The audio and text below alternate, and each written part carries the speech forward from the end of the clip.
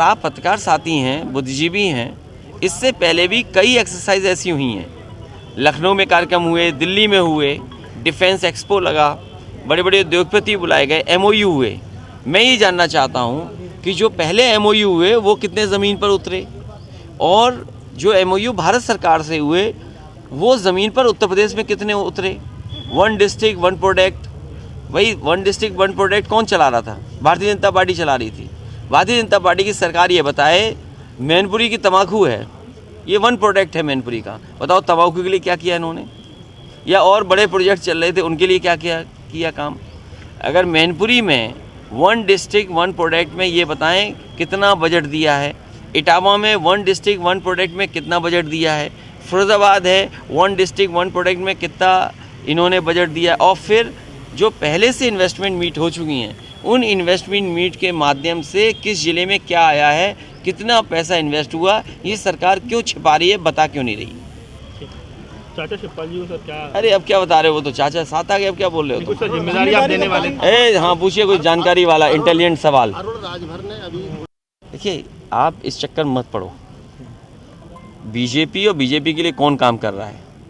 BJP कभी भी संविधान के पक्ष में नहीं है। बीजेपी बाबा साहब भीमराव अम्बेडकर जी के माध्यम से जो हमें अधिकार मिले उसके पक्ष में नहीं है।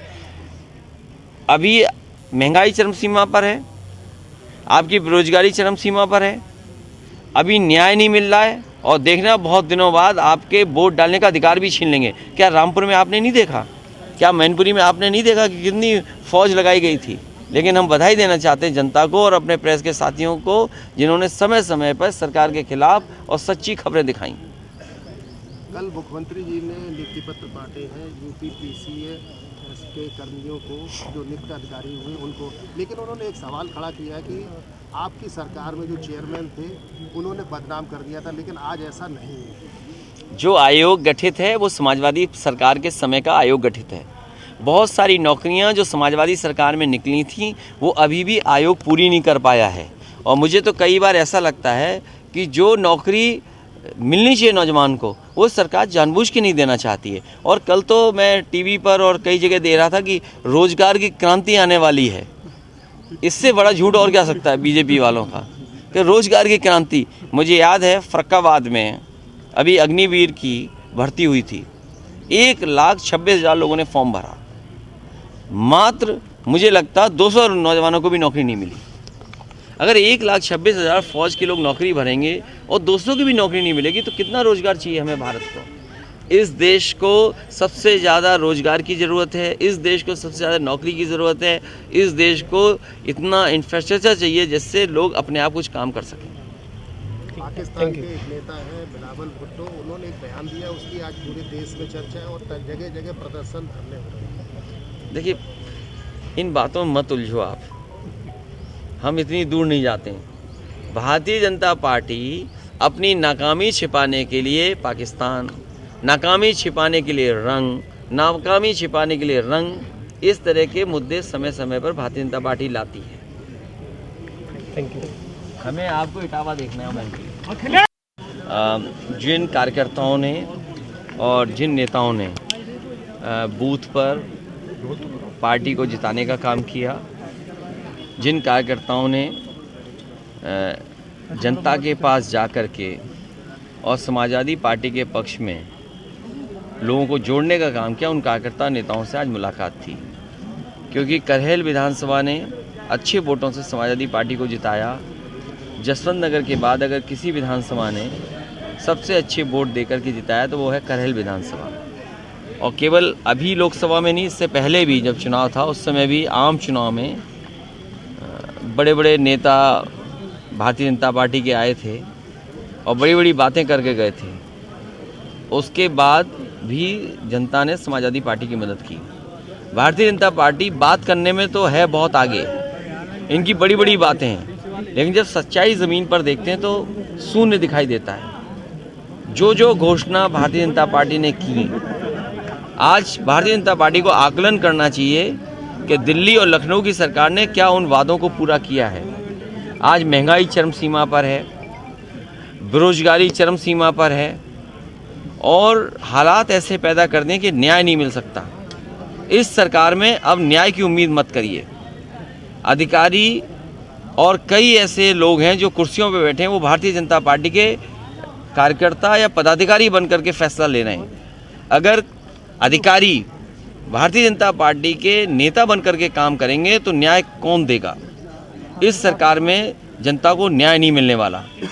हाल में ही आपने कानपुर की कस्टोडियल डेथ देखी, किस तरीके से पुलिस ने और वहाँ के लोगों का दबाव रहा होगा भारतीय जनता पार्टी के, किस तरीके से थाने में मारपीट हुई और बाद में उसकी जान चली गई। इसी तरह घटना कन्नौज में हुई है। कन्नौज में जो घटना हुई है उसका अगर दोषी कोई है तो वहाँ का विधायक, जो महिला विधायक हैं वो, और जिलाधिकारी। कार्यकर्ताओं को टारगेट किया जा रहा है समाजवादी पार्टी, खासकर सर क्या कहना है? ये भारतीय जनता पार्टी, मैंने इसीलिए कहा कि इस सरकार में जहाँ महंगाई चरम सीमा पर है, बेरोजगारी चरम सीमा पर है, वहीं न्याय की उम्मीद अब सरकार से नहीं कर सकते आप। निकाय चुनाव किस तरह से बिल्कुल सर पर आ गए? निकाय चुनाव जैसे आरक्षण तय होगा, समाजवादी पार्टी पूरी तैयार है, जनता के बीच जाएगी।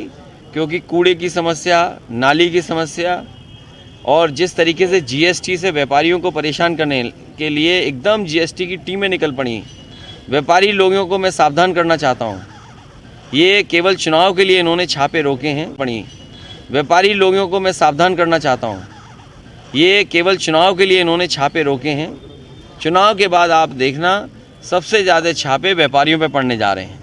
क्या लग रहा है सर, आज खजांची को बुलाया और आपने ट्वीट भी किया कि हर रंग से प्यार है, ये हर रंग का मतलब क्या है? ये मैंने नहीं खजांची को बुलाया, खजांची अपने आप आया। और खजांची का जो पहनावा था वो रंग आप समझ सकते हो, बहस में है रंग, उस रंग पे बहुत बहस हो रही है। हालांकि ऐसी बात मैं नहीं कहूँगा, आप खुद चीज़ें जानते हो। भारतीय जनता पार्टी ध्यान हटाने के लिए और जब नाकाम हो जाती है तो ध्यान भटकाने के लिए इस तरह की बहस छेड़ती है। उसमें हमारे मीडिया साथी भी शामिल हो जाते हैं। कौन सा रंग, हर रंग का एक अपना अलग महत्व है। अगर इस रंग का महत्व है तो कोई ऐसा नहीं है जो सम्मान न करता हो रंग का, लेकिन केवल टारगेट इसलिए करना कि वो किसी एक धर्म से जुड़े एक्टर हैं या धर्म से जुड़े लोग हैं, ये भारतीय जनता पार्टी की सोची समझी रणनीति है, षड्यंत्र है और हर आदमी जानता है। देखिए, जब बीजेपी एक्सपोज हो जाए, बीजेपी की ये स्ट्रेटजी एक्सपोज हो गई है, अब बीजेपी कोई नई स्ट्रेटजी लानी चाहिए। रंग है, जाति है, धर्म है, ये सब स्ट्रेटजी उनकी ख़त्म हो चुकी है। जनता निराश हो गई है। जनता चाहती है महंगाई का कोई रास्ता निकले, कैसे महंगाई कम हो, बेरोजगारी कैसे दूर हो, और हमारा प्रदेश और देश कैसे आगे बढ़े। ये तमाम लोग विदेश यात्रा पर गए हैं। मुझे उम्मीद है जब ये मंत्री विदेश यात्रा से लौटेंगे तो अपनी रिपोर्ट ये विधानसभा में टेबल करेंगे। भैया, पहले आजम साहब, उसके बाद और भी कई विधायक, इरफान सोलंकी को भी टारगेट किया जा रहा है। जितने भी समाजवादी पार्टी के लोग होंगे और जितने भी पत्रकार निष्पक्ष होंगे वो सब टारगेट पे होंगे। लेकिन जिस प्रकार से निवेश हो रहा है उत्तर प्रदेश में, सरकार खूब बढ़ा चढ़ाकर प्रचार कर रही है। ग्लोबल समिट फरवरी में मैंने इसीलिए आपसे कहा कि जितने भी मंत्री और सरकार के लोग गए हैं, ये बुलाने गए हैं लोगों को, उद्योगपतियों को न्योता देने गए हैं, MOU साइन हो रहे हैं। और आप पत्रकार साथी हैं, बुद्धिजीवी हैं, इससे पहले भी कई एक्सरसाइज ऐसी हुई हैं। लखनऊ में कार्यक्रम हुए, दिल्ली में हुए, डिफेंस एक्सपो लगा, बड़े बड़े उद्योगपति बुलाए गए, MOU हुए। मैं ये जानना चाहता हूँ कि जो पहले MOU हुए वो कितने ज़मीन पर उतरे, और जो MOU भारत सरकार से हुए वो ज़मीन पर उत्तर प्रदेश में कितने उतरे। 1 डिस्ट्रिक्ट 1 प्रोडक्ट, वही 1 डिस्ट्रिक्ट 1 प्रोडक्ट कौन चला रहा था? भारतीय जनता पार्टी चला रही थी।